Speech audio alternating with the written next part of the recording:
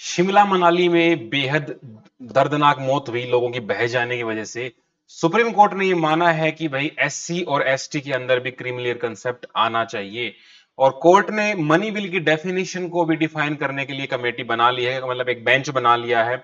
नमस्कार दोस्तों, मेरा नाम है प्रदीप सर हरियाणवी। आपका स्वागत करता हूं यूपीएससी समाचार, जिसमें हम डेली न्यूज का एनालिसिस करते हैं। आज है 2 अगस्त और जो पहली बार उनके लिए बता दूं, एकेडमी पिछले 3 साल से 108 सिलेक्शन दे चुकी है। एचसीएस में बेहतर प्रदर्शन है।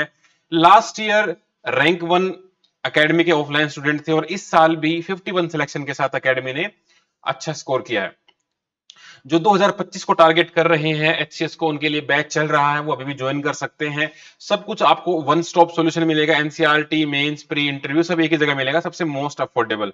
मिशन शक्ति के तहत बहुत सारी गर्ल्स दादरी शिफ्ट हो रही हैं। अगर आप भी उन गर्ल्स में से हैं तो एकेडमी में कॉन्टेक्ट कर सकते हैं डिस्काउंट के लिए। चलो एक बार पहले इंडेक्स देख लेते हैं। इंडेक्स में बता रहा है कि status can sub classify SC for the Kota.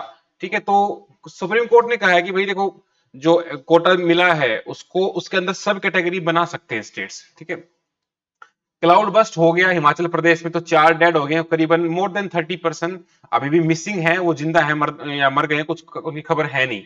Disaster management को लेके एक नया बिल आया है जो कि पार्लियामेंट में, लोकसभा में टेबल हुआ है। ये चाहते हैं कि थोड़ा सा डिजास्टर मैनेजमेंट का डेटा और अथॉरिटी वगैरह थोड़ी सी और बेहतर हो।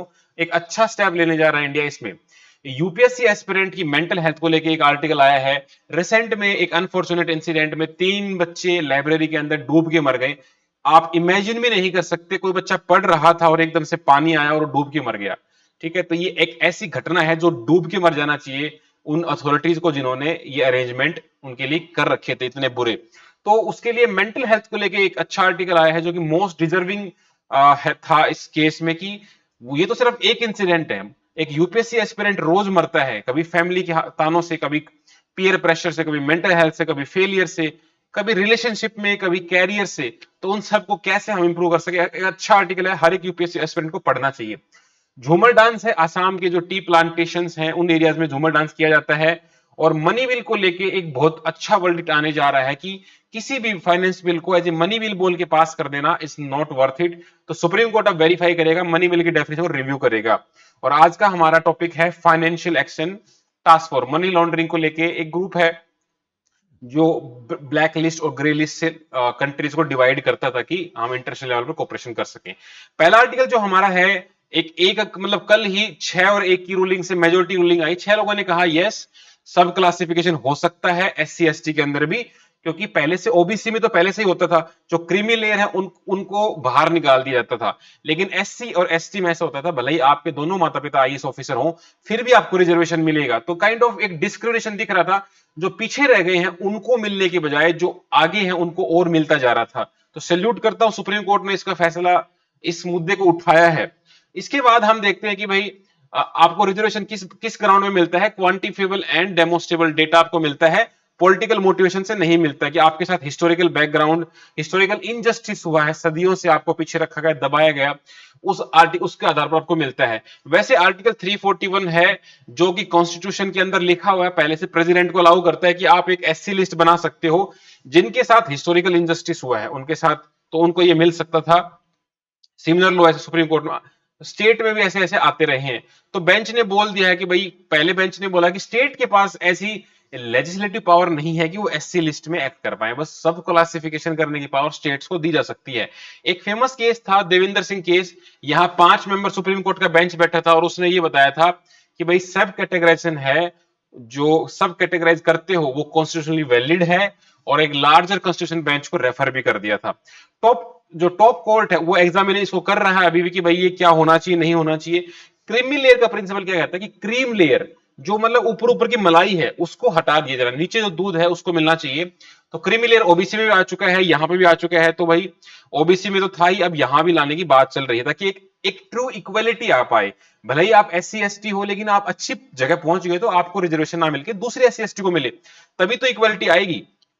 तो जो जेन्युइनली डिसएडवांटेज उनको मिलना चाहिए। एक फेमस केस है, याद कर लेना, इंदिरा साहनी जजमेंट 1992। वहां पर ये क्रीमी लेयर वाली बात रखी गई थी और यहां पर यह भी बोला गया था कि जो रिजर्वेशन है ओवरऑल 50% से ऊपर नहीं जाना चाहिए। यह भी इंपॉर्टेंट था कॉन्स्टिट्यूशन के पार्ट 16 में इसमें बात बोली गई है, आर्टिकल 15, आर्टिकल 16, ये हमारे पॉलिटी के टॉपिक्स है, इसके डिटेल में हम नहीं जाएंगे। आर्टिकल 243 पंचायत में देता है, 335, 330, 332, तो ये सब होना चाहिए। वे फॉरवर्ड यही है कि एक डेटा कलेक्शन हो, अच्छे से रिसर्च किया जाए, कौन डिसएडवांटेजियस है, उसको जो इंक्लूजन एक्सक्लूजन एरर्स हैं उनको देखा जाए और एक प्रॉपर फ्रेमवर्क बना जाए।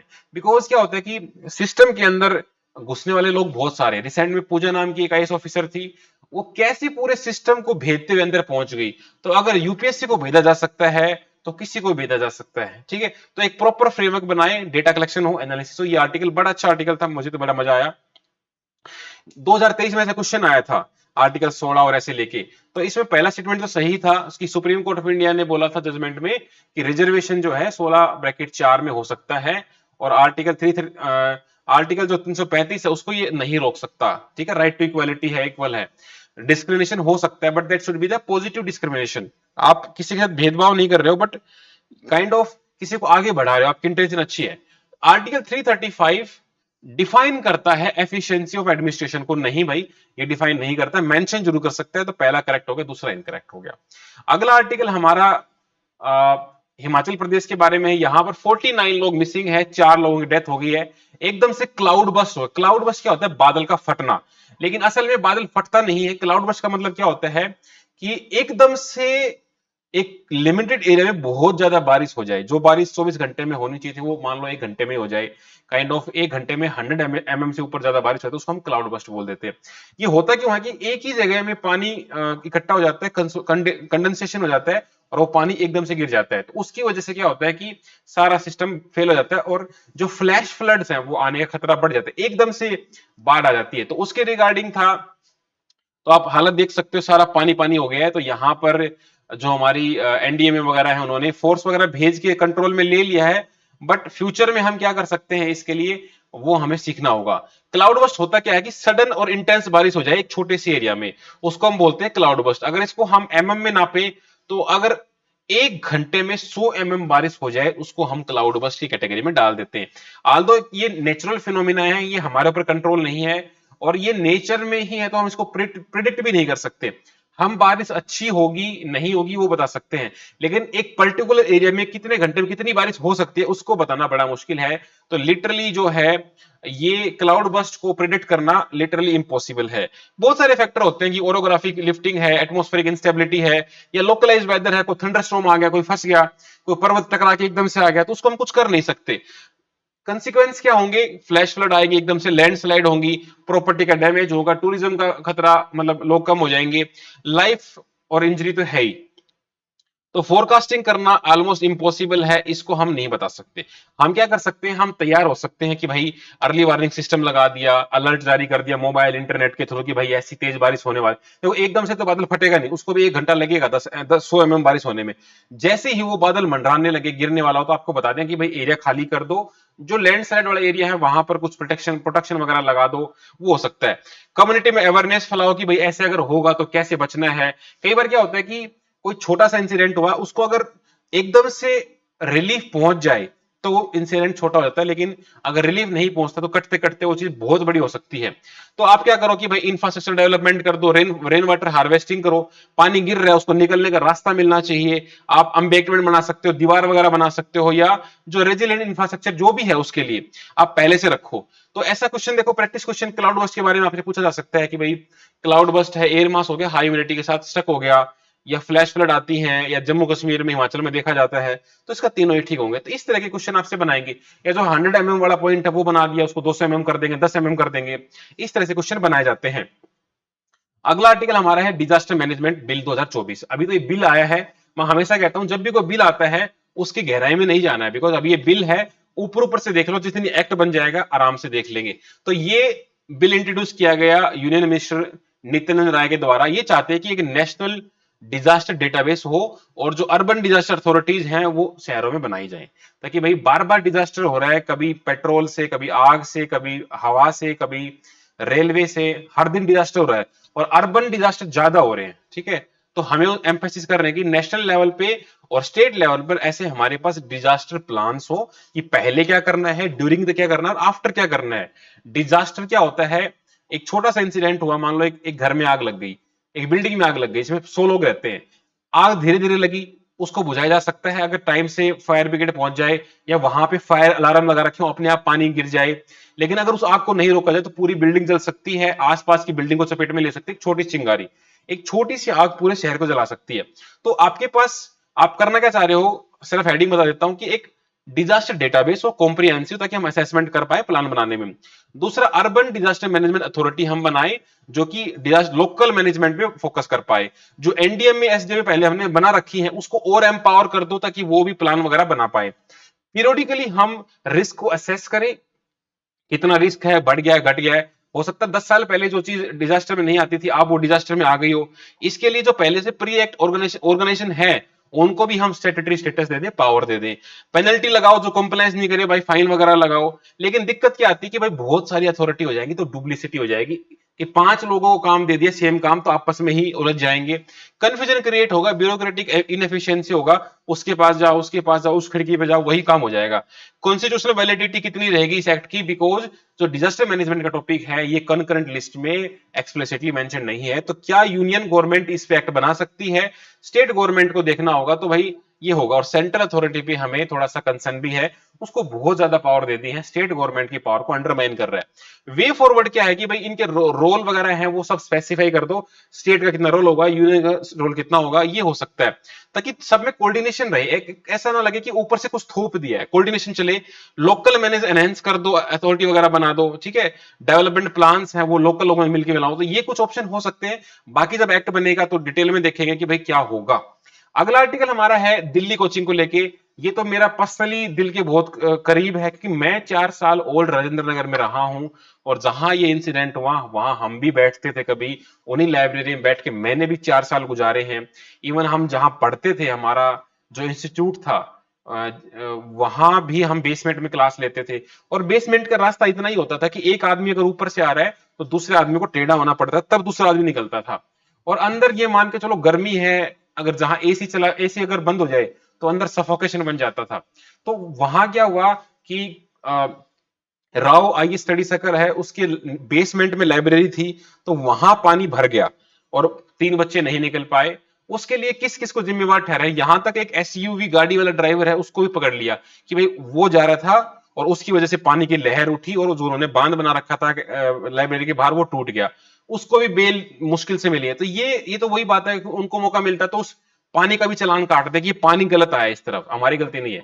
तो इस मुद्दे पे ना बच्चे 3 मरे हैं, लेकिन ये मुद्दा बहुत बड़ा है, इसने पूरी एमसीडी को हिला दिया है, पूरी कोचिंग इंडस्ट्री को हिला दिया है। ओल्ड राजेंद्र नगर में कम से कम 100 लाइब्रेरी है जो नीचे चल रही हैं, ठीक है, कोई लाइब्रेरी ऊपर है ही नहीं। तो इस हिसाब से अब देखने लायक ये होगा कि हम फ्यूचर में क्या करें, इस चीज को हम कैसे इंप्रूव करें। और ओवरऑल ये टॉपिक आपको क्या बोल रहा है कि एक बहुत ज्यादा कट थ्रोट कंपटीशन के कारण, और जो मेंटल हेल्थ बिगड़ेगी बच्चों की, उसके ऊपर कह रहा है। अच्छा आर्टिकल है, पढ़ना चाहिए। इंटेंस डिमांड है, हाई कॉस्ट है, फियर है एग्जाम के बारे में, तो उनकी ओवरऑल वेलबींग खत्म हो रही है। अच्छे अच्छे फैक्ट डाले, देखो जो अभी लिविंग कंडीशन है उसको लेके है कि उनकी मेंटल कंडीशन खराब हो रही है। दिक्कत क्या क्या है, एक तो एकेडमिक प्रेशर है भाई, तो उनको कंप्रोमाइज करना पड़ता है, अपनी sleep cycle, social life, self care, लोगों से बात नहीं कर पाते, फैमिली फंक्शन में नहीं जा पाते, ठीक है, और 10 से 12 घंटा पढ़ना होता है, तो पढ़ाई पढ़ाई करके अपना जीवन खराब होता जा रहा है। आईएएस थोड़े से बनेंगे, 1% 2%, 99% लोगों का जीवन खराब हो रहा है। बेचारे उनके माँ बाप हैं, वो घर पे रह रहे हैं, उनके फीस भर रहे हैं कहीं लोन ले लेके, अकेले हमारा बेटा किसी तरह आईएएस बनेगा, आईएएस बनेगा। बेटा बेचारा वहां 1 बॉटल डाउन और इस तरह का गाने सुन के दारू पी के मस्त है। तो इस तरह का प्रेशर हमने खुद देखा है, ठीक है। मैं ओवरऑल में रहता था, तो हम तो 10-12 घंटे पढ़ते भी थे, लेकिन हमने देखा एक बच्चा ऐसा था कि किताबें ही कभी खोल के नहीं देखी, जिस दिन पेरेंट्स आए उस दिन नहा धो के, बाल वाल सेट करके, आरती वारती करके पढ़ने बैठ गए। हमारी लक्ष्मीकांत कोई देख ले तो इतनी काली बना रखी है, ऐसा लग रहा है कि इसको रोन दिया गया पढ़ पढ़ के। किसी की लक्ष्मीकांत ऐसी खोलो तो क्या खुशबू आती है, एकदम नई जैसी। तो वो उन्होंने कभी पढ़ाई नहीं। तो अभी कॉन्स्टेंटली ये दिक्कत उनको आ रही है। और क्या दिक्कत आ रही है, करंट के साथ अपडेट रहना पड़ता है, तो एक बर्डन रहता है कि और चीजें ऐड होती जाए। आप देख रहे हो, आप ही को ले लो कि आप डेली करंट अफेयर पढ़ रहे हो, नई नई चीजें, ये बिल आ गया, ये हो गया, तो वो डेली बर्डन बढ़ता जा रहा है। सेल्फ इंड्यूड प्रेशर है, खुद को ही पर अंडर परफॉर्मेंस लेके प्रेशर आता है। पीयर प्रेशर है, 36% बच्चे पीयर से प्रेशर लेते हैं, 24% फैमिली से लेते हैं। आसपास के लोगों आपको प्रेशर देते हैं कि तू क्या कर रहा है, तू क्या बनेगा, तू कुछ नहीं कर सकता। इस तरह का खुद भी सोच लेता है इंसान, यार मैं क्या हूं इसके सामने। इकोनॉमिक प्रेशर आता है, फाइनेंशियल प्रेशर आता है कि इतना पैसा कहां से लाएंगे भाई। सारे तो अगर अमीर होते तो आईएएस की तैयारी करते ही नहीं ना, वो अपना बिजनेस संभालते। फैमिली इनकम बहुत कम, 50-60 हजार साल की है, वो बेटे को भेज देते हैं। कोचिंग की जो फी है 1 लाख से 3 लाख है, एडिशनल रहने का, खाने का, पीने का सब खर्चा उठाते हैं। फाइनेंशियल सपोर्ट भाई, कुछ बच्चे ट्यूशन वगैरह करके अपना काम चला है, लेकिन सारे नहीं कर पाते। ऊपर से ये पेपर लीक हो जाते हैं, कि जैसे यूजीसी का हो गया, नेट का, नीट का, है ना। तो बच्चों को ये भी डर रहता है कि यार लीक हो जाए, तो एक मन में प्रेशर तो रहता है, जो बच्चे तैयारी करता है, पता नहीं होगा नहीं होगा। यूपीएससी का चलो ये तो अच्छी बात है कि वो लीक नहीं होता है, लेकिन अभी आईएएस ऑफिसर बनी पूजा, इसके बाद तो भाई हमें भी ऐसा लगने लग गया कि यार कोई तो एग्जाम छोड़ो, यूपीएससी कोई बेवकूफ बना दिया। उसने ऑर्थो का विजन का इंपेयरमेंट लेके किसी और से पेपर लिखवाए, कंप्लीट ही फ्रॉड कर दिया, इंटरव्यू में 190 मार्क्स दे रखे हैं। तो इससे यूपीएससी जो बोर्ड मेंबर्स है उनकी ऑथेंटिसिटी पे भी सवाल उठ गया कि उन्होंने क्या घंटा चेक किया है कि अगर 190 नंबर लेके जा रही है तो उसके एथिक्स कहां है। इसका मतलब सारा सिस्टम ही गड़बड़ा चुका है। तो ये प्रेशर आता है बच्चों के ऊपर। अब पहले से जो प्रेशर था वो नया और भी आ रहा है, फ्रस्ट्रेशन, सैडनेस, लोनलीनेस, स्ट्रेस, ये सब बढ़ता जा रहा है। तो मेंटल हेल्थ दिन बाय दिन घटती जा रही है। अब इनको कोप अप करने के लिए कोई सपोर्ट सिस्टम है ही नहीं, किसी से बात कर पे। कुछ एक लोग हैं, मान लो 22% हैं जिनको सपोर्ट नहीं मिल पाता, या उनकी स्ट्रेटेजी क्या है, कोई फिजिकल एक्सरसाइज कर लेता है, कोई कुछ कर लेता है, लेकिन उनके पास कोई स्ट्रेटेजी नहीं है। अनहेल्थी मेथड है, कोई अल्कोहल है, स्मोकिंग है, उससे अपने प्रेशर को दबा रहा है। तो बहुत सारे बच्चे इसमें घुस जाते हैं, उनको यही नहीं पता स्ट्रेस मैनेज कैसे करना है। आल्दो आर्टिकल लिखने वाले ने क्या लिखा कि 2% बच्चे नहीं जानते स्ट्रेस मैनेजमेंट कैसे होता है। बट मेरा अनुभव यह है 98% बच्चों को नहीं पता स्ट्रेस मैनेजमेंट होता कैसे है। उनको यही नहीं पता स्ट्रेस होता क्या है, जब तक पता लगता है तब तक निकल लेते हैं। ठीक है, अब बच्चे थेरेपी वगैरह नहीं ले पाते हैं क्योंकि लोग जज करेंगे, पैसा भी लगेगा, लोग जज भी करेंगे, भाई ये मेंटल हो गया है, ये थेरेपिस्ट के पास जाता है, ये तो इसका दिमाग तो हिल गया। मेडिकेशन वगैरह 10-25% जो स्लीपिंग पिल्स खा रहे हैं। तो यूपीएससी की जर्नी ओवरऑल बहुत डिमांडिंग है, और स्टूडेंट्स का जो मेंटल हेल्थ है उसको खराब कर रही है। इस एग्जाम को एक एग्जाम के जैसे लो तो ठीक है, इसको जीवन मृत्यु का सवाल ना बनाए तो आपके लिए बेहतर रहेगा। इस सबके लिए सीख है कि भाई तैयारी करो, सीखो, एग्जाम दो, ना हो तो अपना आगे बढ़ो, 3-4 साल मेहनत करो, तो वो बढ़िया रहता है। एक टाइम पर लॉर्ड लिटन जब होता था, उसने मैक्सिमम एज 19 साल कर दी थी सिविल सर्विसेज की। आज ये 32 साल है, तो 32 साल तक लोग लगे रहते हैं। तो इसी वजह से हमें समझना चाहिए कि भाई अब जैसे मेरे हैं, मेरे खुद के अटेम्प्ट बचे हुए हैं, मेरी एज भी बची हुई, but I am not giving exam, because मुझे समझ में आ गया कि this journey do not demands your whole life for the preparation.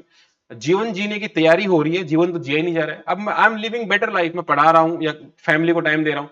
मैंने जब मेहनत करी थी 12 घंटे 15 घंटे मैंने दिए अपने, किसी से कोई बात नहीं करी, हम भी उसको दौर में, लेकिन उससे बाहर आ जाना ही एक समझदारी भरा कदम होता है।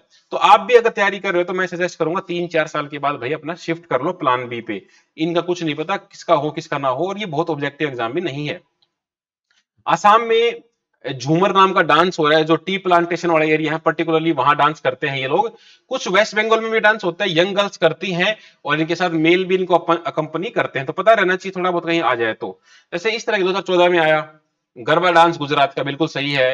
यक्षगाना कर्नाटक का, बिल्कुल सही है। मोहिनीअट्टम है उड़ीसा का, ना हो गया ये आई थिंक केरला का है, जहां तक मैं याद कर पा रहा हूं। तो इस तरह से, इतना तो मुझे पता है ये उड़ीसा का नहीं है, भले ये केरला का हो या कर्नाटक का हो। मोस्ट चांसेस तो केरला के ही हैं, आप बताना कमेंट करके। तो ये उड़ीसा का तो बिल्कुल नहीं है। इस तरह से हमारा उत्तर हो जाएगा 1 एंड 3। आज का जो हमारा एडिटोरियल है ये बड़ा सिंपल सा बता देता हूं, इसमें कुछ खास नहीं है। इसमें हुआ यूं कि फाइनेंस बिल 2017 को एज ए मनी बिल बोल के पास कर दिया। मनी बिल की खास बात ये होती है कि उसमें लोकसभा ही पास कर पाती, राज्यसभा को उसके ऊपर मना करने की परमिशन नहीं है। वो सिर्फ उसको 14 दिन तक डिले कर सकता है, उसके बाद वो पास समझा जाएगा। लेकिन हुआ क्या कि एक ऐसा बिल जिसके अंदर स्पेसिफिकली पैसे को लेके इशू नहीं था, ट्रिब्यूनल्स का इशू था, उसको मनी बिल बोल के पास कर दिया। तो राज्यसभा को तो ये लगाना कि हमारे साथ तो मजाक हो गया, अलग ही फ्रॉड चल रहा है, हमारे हमको बाईपास कर दिया, हमसे पूछा ही नहीं। तो अब ये मामला सुप्रीम कोर्ट पहुंच गया, तो उन्होंने कहा कि हम जरा इसको देखेंगे। आर्टिकल 110 जो है उसके अंदर मनी बिल की डेफिनेशन लिखी हुई है, पर्टिकुलरली किस चीज को आप मनी बिल बोल सकते हो। All money bills are financial bill, but all financial bill are not money bills. ठीक है, तो ये जो हमारा चैप्टर है पार्लियामेंट वाला, उसको अच्छे से पढ़ना। यहां ऐसा कोई इंफॉर्मेशन नहीं है, इसका डेफिनेशन जो सुप्रीम कोर्ट दे देगा तब ही उसको समझेंगे कि हाँ भाई कैसे इसको चेंज हुआ है, ठीक है। तो ये पूरी स्टोरी है, पढ़ना चाहो तो पढ़ सकते हो, बट मैंने पूरी पढ़ लिया तो मुझे कुछ इसमें ऐसा वैल्यू एडिशन लगा नहीं कि आपका टाइम कॉस्ट करूं, ठीक है। तो अच्छे से पढ़ भी सकते हो पढ़ना चाहो तो, इसमें मौल लक्ष्मीकांत वाली बात है। तो कंक्लूजन यही होगा कि सुप्रीम कोर्ट अभी क्लैरिफाई करेगा कि भाई मनी बिल किसको बोलते हैं, ताकि डेमोक्रेसी की फंक्शनिंग वगैरह अच्छी चलती रहे, ठीक है। आज हमारा जो टॉपिक है प्री के हिसाब से वो है FATF, financial action task force. ये 1989 में बनाई गई थी, इंटर गवर्नमेंटल है, पेरिस फ्रांस में इसका हेडक्वार्टर है, 40 इसमें मेंबर है। ये इंटर गवर्नमेंटल है, ये खास करके किस चीज के लिए बनाया था, मनी लॉन्ड्रिंग और टेररिस्ट फाइनेंसिंग। ये देखता है कि कोई देश मनी लॉन्ड्रिंग या टेरर फाइनेंसिंग में तो इन्वॉल्व नहीं है। इसके पास दो लिस्ट है, एक है ग्रे लिस्ट, एक है ब्लैक लिस्ट। ग्रे लिस्ट में ये उन देशों को डालते हैं जिन पे शक है जैसा काम कर रहे हैं, उनको वार्निंग देता है सुधर जाओ। ब्लैक लिस्ट वो होता है जो सुधरना नहीं चाह रहे, उनको ब्लैक लिस्ट में डाल देंगे। ब्लैक लिस्ट में डालने में क्या होगा कि जितने भी इंस्टीट्यूशन है मनी के, be it world bank, EU bank या एशियन डेवलपमेंट बैंक, वो इनको फूटी कोड़ी नहीं देंगे, कोई इनको सपोर्ट नहीं करेगा। इंडिया भी इसका मेंबर है एफएटीएफ का, G7 हुआ था 1989 में, उसके आसपास ये इसको डेवलप किया गया था। ये ध्यान रखना, यूएसए, इंडिया, चाइना इसके मेंबर हैं, हमारे पड़ोसी देश, एटलीस्ट पता होना चाहिए। ग्रे लिस्ट ब्लैक लिस्ट में आपको बता ही दिया है, जो कोऑपरेट नहीं करते। अभी ब्लैक लिस्ट में कौन है, Myanmar, Iran, north Korea. Pakistan को कुछ टाइम के लिए ग्रे लिस्ट में डाला गया था, आई डोंट नो अभी ग्रे लिस्ट में है नहीं, या आप चेक करके बता देना, मेरा भी इन्फो अपडेट हो जाएगा। पहले ग्रे लिस्ट में था पाकिस्तान, ठीक है। आज के हमारे 5 क्वेश्चन है। Where is the headquarter of FATF, financial action task force का हेडक्वार्टर कहां है, ऊपर अभी दिखाया। Who head the national disaster management authority, NDMA का हेड कौन होता है वो आपको बताना, चेयरपर्सन। कॉन्स्टिट्यूशन डिफाइन करता है मनी बिल को किस आर्टिकल में, आपको आर्टिकल बताना है। No joint sitting can be held in money bill, true और फॉल्स। मनी बिल के केस में ज्वाइंट सिटिंग नहीं हो सकती, ये स्टेटमेंट ट्रू है कि फॉल्स आपको बताना है। कुचिपुड़ी क्लासिकल डांस किस स्टेट से बिलोंग करता है, ये आपको बताना है। तो ये 5 क्वेश्चन है, I will wait for your comments. अच्छा लगे तो लाइक करना, बुरा लगे तो डिसलाइक कर देना। कोई चीज इंप्रूव करने को अच्छी लगती सर ऐसे कर दो तो बेहतर हो जाए, तो I will do it. Thank you.